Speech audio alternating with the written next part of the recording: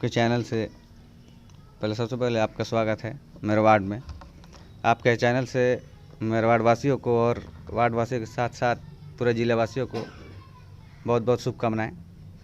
तो मंसूर जी, देखा जा रहा है कि चुनाव भी नज़दीक है। 2022 में चुनाव कराएगा वार्ड पार्षद का, तो अप्रैल माह में चुनाव होने वाले हैं। तो क्या लग रहा है कि 5 साल का जो आपका सफ़र रहा है वो संतोषजनक रहा है?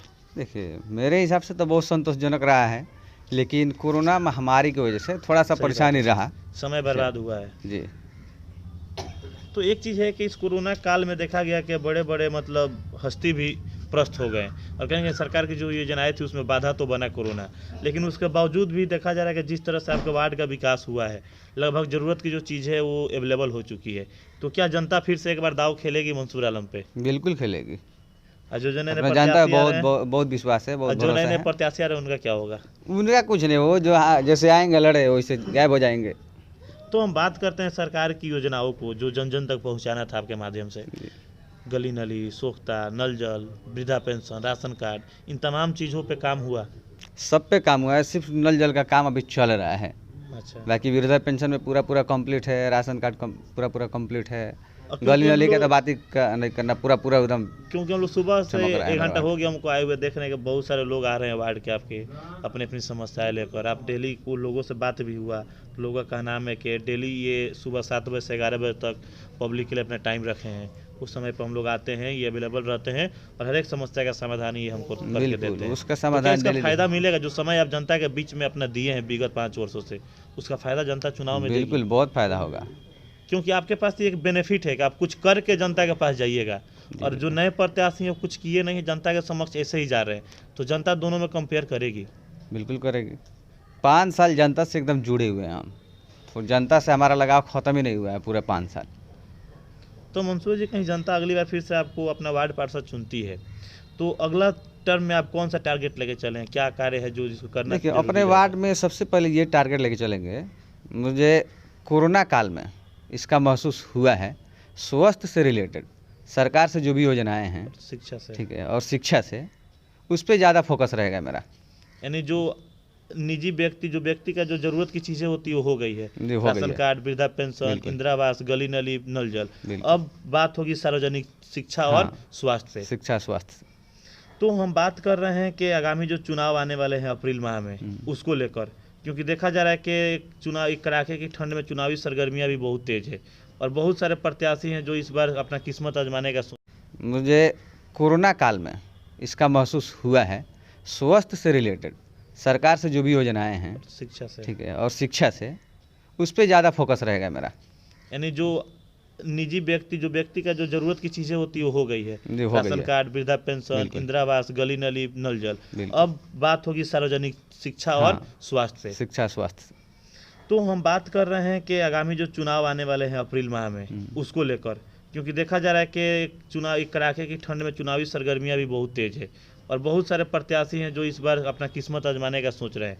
लेकिन इसी में देखा जाता है कि बहुत से ऐसे लोग हैं जो बिजनेस व्यू से चुनाव लड़ते हैं, 10 लाख 20 लाख खर्च करेंगे और उनका टारगेट होता है चुनाव जीतने के बाद इतना हमको निकाल लेना है। और बहुत सारे लोग हैं जो बेरोजगार हैं, उसके व्यू से चुनाव लड़ रहे हैं, 5 साल के लिए हमको रोजगार मिल जाएगा।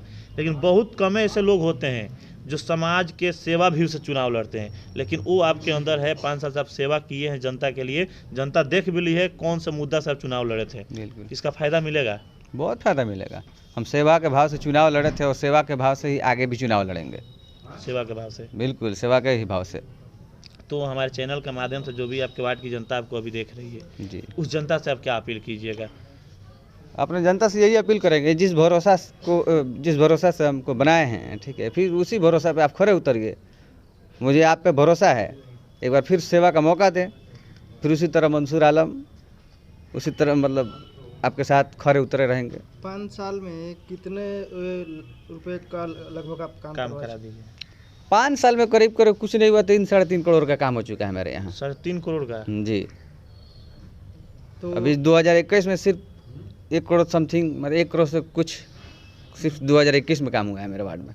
तो अभी कुछ अधूरे कार्य जो छूटे हुए हैं उसको आप पूरा कीजिएगा? वो चुनाव के पहले तक पूरा हो जाएगा। वैसे मेरे वार्ड में अधूरा कार्य बचा ही नहीं है, सब करीब पूरा हो चुका है। लेकिन जो प्रोग्रेस में जो अभी चल रहा है वो चुनाव के पहले तक खत्म हो जाएगा, कंप्लीट हो जाएगा। तो जैसा कि देखिए हमारे साथ मौजूद है अभी मंसूर आलम, जो वर्तमान में 8 नंबर वार्ड के वार्ड पार्षद हैं, और इनसे बात हुई सरकार के हर वो योजना पे जो माननीय मुख्यमंत्री द्वारा आम जनता के लिए बनाया गया था। और इनका साफ का नाम है कि मैंने सरकार के नक्शे कदम पे चलते हुए सरकार के हर एक योजना का लाभ अपने वार्ड के हर जनता तक पहुंचाने के लिए मैं कटिबद्ध रहा हूं। और विगत 5 वर्षों से जिस तरह से मैं अपने वार्ड की जनता का सेवा किया हूं, उस पर मुझे पूर्णतः विश्वास है कि जब मैं चुनावी मैदान में जाऊंगा अप्रैल माह में, तो यहाँ की जनता निश्चित ही मेरे विकास कार्यों को और मेरे सेवा भाव को देखते हुए फिर से एक बार अपना वार्ड पार्षद चुनकर फिर से मुझे 5 साल सेवा करने का मौका अवश्य प्रदान करेगी। तो आप हमारे साथ बने रहे। कहाँ घर हुआ? धौलपुर। तो जैसा कि देखा जा रहा है आपके वर्तमान वार्ड हैं वार्ड पार्षद जो मंसूर आलम, 5 साल अब होने वाला है, इनका सफ़र कैसा रहा आपके? बहुत नज़र में? अच्छा, संतोषजनक रहा है? हाँ बिल्कुल। तो जिस उम्मीद और विश्वास पे आप लोगों ने वोट देकर इनको वार्ड पार्षद चुना था, क्या उस उम्मीद और विश्वास पे ये खड़ा उतरे हैं? बिल्कुल खरा होते हैं। तो देखा जा रहा है कि चुनाव भी आने वाला है, अप्रैल माह में फिर चुनावी मैदान में होंगे, तो क्या आप लोग फिर से इनको चुनना उचित समझिएगा? बिल्कुल, इनको छोड़कर किसी को चुनता ही नहीं है। यानी जनता के बीच में समय बिताए हैं। हाँ बिल्कुल समय बिताए। कोई काम कहा जाए ना करें, ऐसा हो ही नहीं सकता। सुबह 6 बजे से 11 बजे तक खड़े रहते हैं जनता के लिए। चचा आपका नाम क्या हुआ? शमसुल हक।